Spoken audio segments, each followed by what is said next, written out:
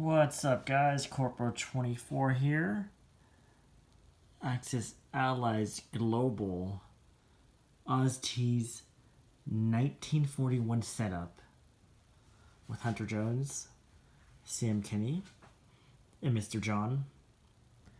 Japan just finished its 7th turn, and I will do America's and the UK's 7th turn. So I'll start off with America.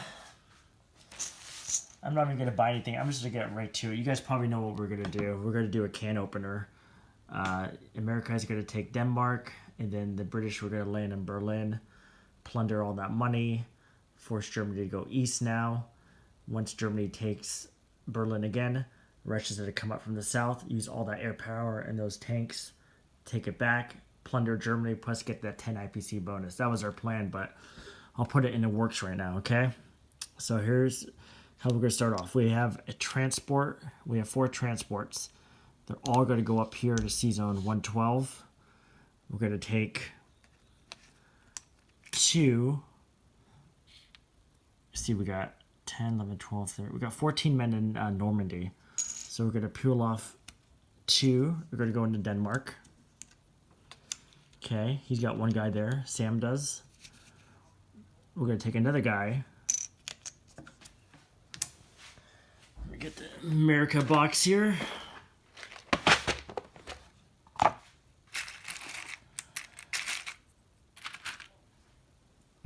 And this guy's just going to land in Norway just to get the extra money. And then we have... Actually, we're going to leave 1 transport back, excuse me. 1's going to stay back in the English Channel. Okay.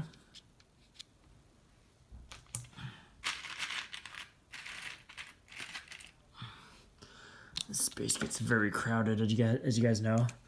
So we still have some guys left in Normandy. So I'm going to peel off 2.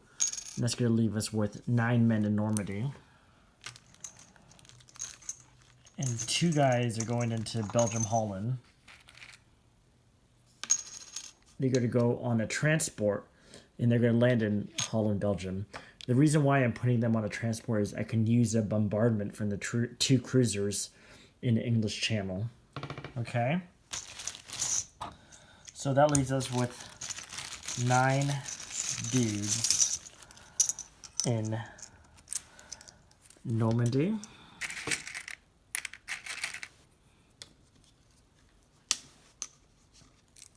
By the way, if you guys ever want to see history, I definitely recommend going into Normandy.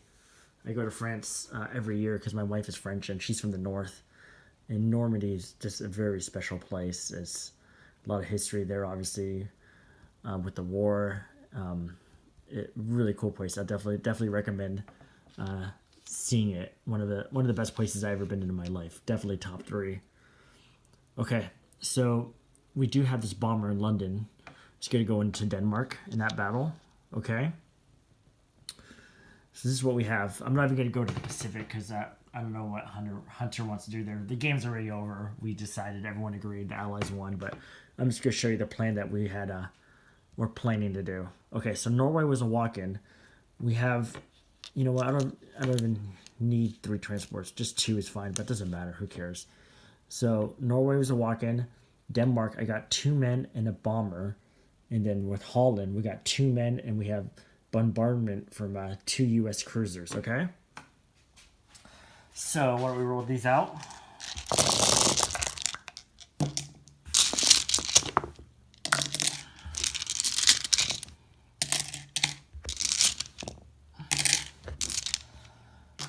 Okay, so let's do Norway, okay? Not Norway, let's do Denmark. So here are my 1s. And that is Zip. Okay, here's my bomber. Oh, I'll roll it again because you probably didn't see it. Here's my bomber, and that is a hit. And Sam has 1, 2, and he misses. Okay, so America takes Denmark. So now the Baltic Canal is officially open. The Denmark Strait. I think that's what they call it. So now, I don't think I even have enough roundels for America. Yeah, I do. Okay. So this is America now. And let's do Holland and Belgium, just for shits and giggles. 2 ones. Look at that, 1 hit. That's all I need. 2 hits. Wow, snake eyes. Okay, here are the Germans. And of course they miss. It seems like they've been missing this whole game. Don was right. We definitely had the dice in this game for sure. But that's how it goes sometimes, boys. The dice are with you or they're against you. And after I finish this, I'll do a quick recap. I know Hunter did one, and it was fabulous, but I'll chime in. I'll give my opinion, too, on some things. Okay, so all 3 objectives have been reached, okay? Okay, and obviously with the U.S., with their buy, they would put 3 more tanks here. So if Italy tried to take it, it would be harder for them, okay? Or with the Germans or whatever. Okay, so next we would pass the baton to UK. So what the UK would do is, we have 4 transports here, okay? I'm going to take 2 tanks and artillery, and I'm going to peel off 1 artillery from London. And we're going to go up to Sea Zone 113. Okay, but before we can land, obviously we have to win that Navy clash with 1 cruiser. And Germany can't scramble anything because there's nothing left in Western Germany. All he has is a bomber. And I took out the rest of the Air Force in Romania. So I'm going to bring 2 destroyers from the English Channel. And I'm going to bring a battleship to try to take out that lonely cruiser. And I also have 2 fighters from the carrier Ark Royal. They're going to go 1, 2, 3 into the battle for Berlin. Don't forget my 4 men. Let me get my 4 men because I have 4 transports.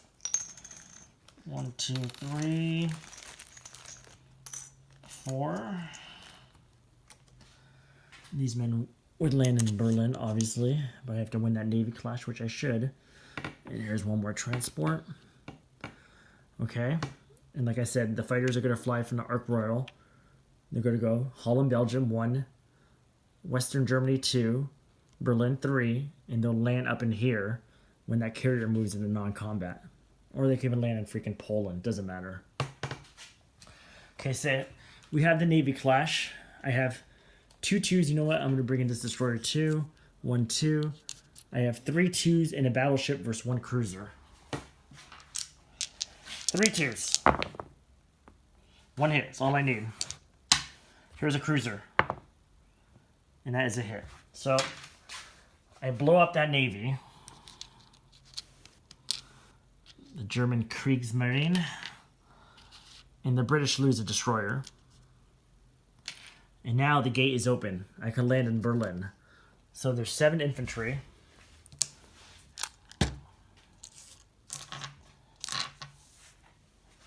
Germans also have a bomber.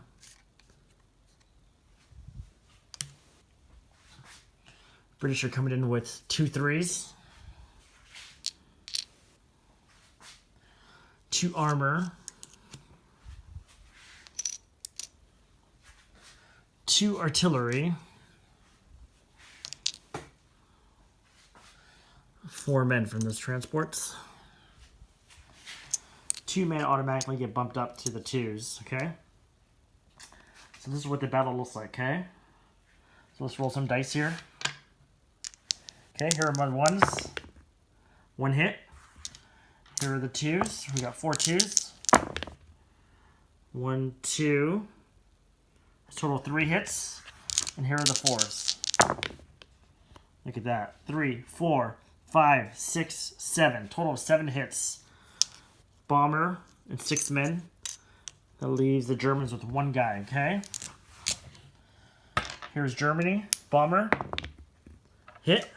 Here are his men. 4, 5, 6, 7. Right there. 7 dice.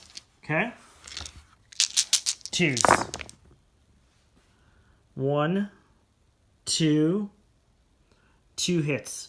So you hit me a total of 3 times. So I'm going to peel off 2 guys. And I'll peel off another guy from here. You're down to 1 guy. I'm just going to start with my 3s just to make it easier for everyone. 4 3s. Boom, right there. That's all she wrote. Kenny gets to defend with 1, 1, 2. And he missed. So Berlin is now in the hands of the British.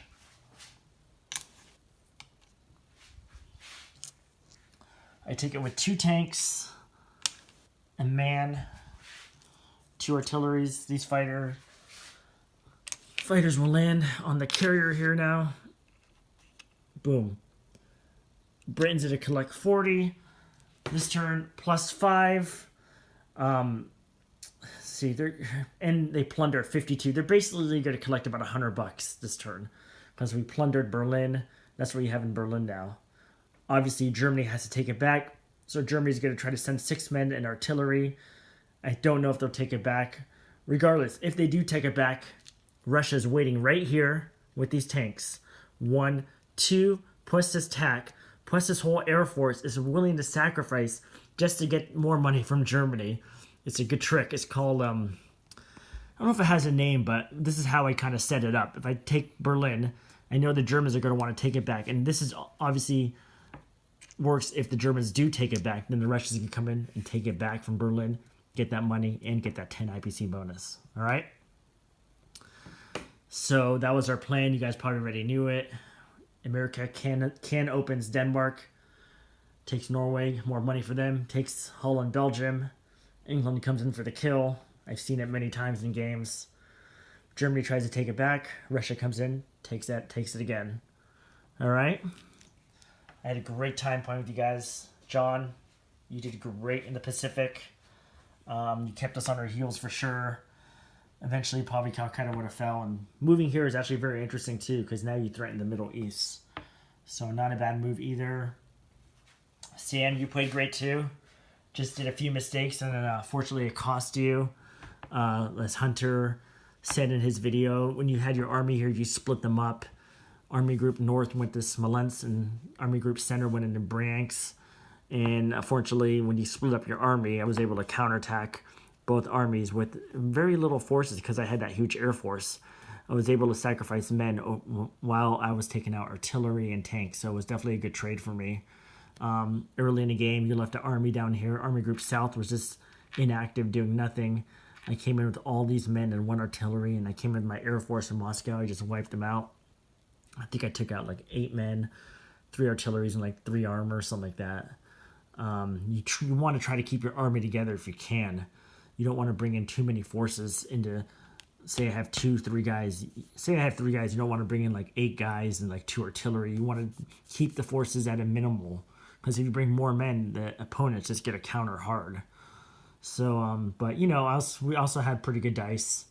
And in the second turn, you never bought any land units for Germany. You just went a battleship and bombers. You want to build land forces because you want the chains to keep moving. You don't want them to stop. You want to keep sending more and more to the Eastern Front. So that's all I can really say. Other than that, you played a great game. Both of you guys did. Like I said, you guys kept us on our heels for sure. And we had some good dice. You know, the Battle of Romania, I saw that bomber could reach. That was definitely helpful, as John mentioned in his video. And I actually ran the odds. I had a 90% chance of winning that battle. Granted, I took it with 4 tanks, and you guys said the average would have been 2. So I took it with 2 more tanks than the average. And I did roll good on the first round. But I'm telling you, with Russia early in the game, because you have money, get attack bomber, get 1 or 2 every 2 rounds, at least for the first 2 or 3 rounds, because it's going to help you. And obviously, as it did in this battle. And you notice I like to buy a lot of artillery with Russia for those counterattacks. So that was definitely huge. And even if I took Romania with just 1 tank and say I lost some planes, it really doesn't matter because I have 10 AA guns now coming in for defense, and there's no tanks or mechs here that can reach me. Plus, I got 3 more tanks to fortify Romania. Plus, I could build on Romania. So there's going to be a total of 7 tanks with these AA guns. It's never going to be taken back. And what Russia could do now is take all these territories, get more money, even move up north here or west, even start threatening Italy. So that was just a backbreaker. That really broke the Germans' momentum in the back end of the Eastern Front. There's just no way Germany could do anything now. So plus the Allies were coming down strong from the Western Front, obviously. But yeah, that was that side of the board. Pacific side, John, you just you did really good. Your campaign was great. It's just so much you can do though when America's breathing on you. Hunter did a really good job here, putting pressure on you. Carolina Islands is a great staging area because you threaten the north. You could threaten these territories here, and obviously you threaten the Money Islands. So you were definitely probably eventually you would have broke out of China. It's just a matter of time. You would have broke out of Siberia. I was getting ready to send more mechs, and now that we had Germany on defense, more mechs or tanks into Moscow. We're going to come east to help out the Chinese and Russians forces, but it would have been a dogfight. Right? You probably would have made some ground into Russia, but you probably would have stalled out around here, I'm guessing. At least that's what I see with most games. India would have fell, just a matter of time. We held pretty good though there, which was good. It looks like you were thinking of going to the Middle East and possibly Africa. So with UK getting all that money now, definitely would have to start building some stuff here and get ready for a possible Japanese invasion of Africa. So yeah, that was it, guys. Other than that, I had a really good time. Hope you guys enjoyed the videos. Thank you for the comments. No limit. Loved your comments. You always made me laugh. And War Party, another funny guy. You guys have great comments, and really enjoy you guys following us because, like I said, you guys have great comments, and you always make me smile and laugh, both of you guys. So hopefully I can meet you guys one day in person. And obviously I would love to meet Hunter Jones and John and Sam Kenny one day. I think that would be really fun. But yeah, 7th round in the books. Allies hold the trophy in this one. Hopefully we can play again, guys, in the future. I would love to play that. This setup again if you guys want to do that. I think for now I'm going to go in hibernation mode for a while. We're going to take a break from Axis&Allies and concentrate on some other stuff, work and hang out with the wife more. And you know how it is when you get married, guys. Well, whoever, I know John's married. I'm married. Sam and Hunter, you guys are young. But I just got to hang out with her for a while, and obviously I'll be busy the next few weeks. We're going to go on a few vacations just around California, nothing too far. But definitely like to continue in a few weeks or whenever you guys are ready. And I can't wait to see Sam Kenny's and Hunter Jones' 1914 game. That's going to be fun. And we'll definitely follow you guys on YouTube. And yeah, just some, before I head out here, just some things I put into this game. I use my anniversary industrial complexes. I just like them better than the cardboard boxes that they give you with the game. I think this is better. And I like using the anniversary battle board also. It's bigger. The one that comes with the second edition games is smaller, so I prefer this one. And yeah, I think that's all I used. I did order some pieces from HBG actually last night. I'm getting some Navy bases and airfields, so I can't wait to get those damage markers for the battleships and carriers. I will definitely put them in this global game next time I play. I did notice on John's videos when he was moving his planes, he has this marker. It tells you like 1, 2, or 3, 4, how many spaces each plane has left to move. And I really like that a lot. If anyone knows where I can get those, that would be great. I'm not sure if HBG has them, but I'm sure you can get them at some website. But I really like that, John. That's really good because sometimes, especially when you play Japan, you have such a freaking big Air Force. You don't know where everything goes or how many spaces you have left over. You could totally get confused or like lost. So I think that would be something that I would definitely like to have for my set. But yeah. All right, boys. Hope you're enjoying your weekend, everyone. And again, pleasure playing with you guys. Fun times, good laughs. And I hope to play with you guys sometimes in the future. All right. Deuces.